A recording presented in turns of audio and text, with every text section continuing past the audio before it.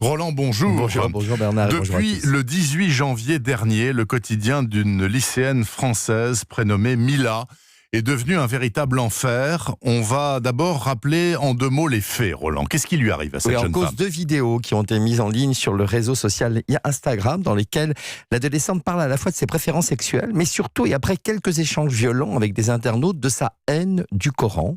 Les propos tenus sont alors très véhéments, en lien, semble-t-il, avec des réactions suscitées par la première vidéo de la lycéenne.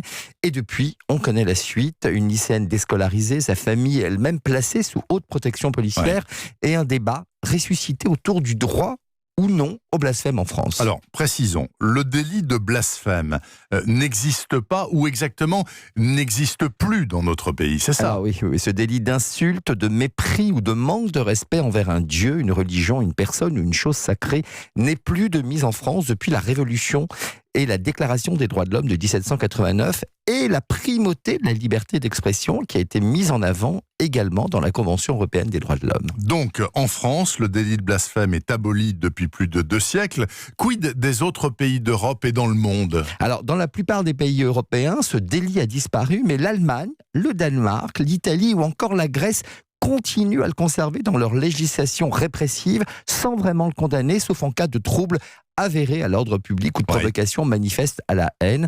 On peut dire toutefois qu'en France, indirectement, le délit de blasphème est peut-être ressuscité par l'existence dans notre code pénal du délit de provocation à la haine raciale visant certaines personnes ou groupes en fonction notamment de leur religion. Mais cela reste très théorique, car la justice saisie sur ce fondement privilégiera systématiquement la liberté d'expression et le droit fondamental à la critique. On se rappelle, hélas, des procès faits par plusieurs associations du culte musulman qui s'offusquaient de la publication dans Charlie Hebdo des caricatures de Mahomet et qui avaient été déboutés par la justice. Mais dans d'autres pays, Roland Pérez, en dehors de l'Europe, ce délit existe bel et bien, et ceux qui critiquent ou invectivent les religions sont toujours condamnés, parfois violemment et à mort. Ah oui, absolument. En Afrique du Nord et dans les pays du Moyen-Orient, des châtiments corporels, de la prison et des condamnations à mort sont même prévus par les lois applicables dans ces pays. En Asie et en Afrique, le délit est également poursuivi. Aux USA, ce délit a quasiment disparu dans les États fédéraux.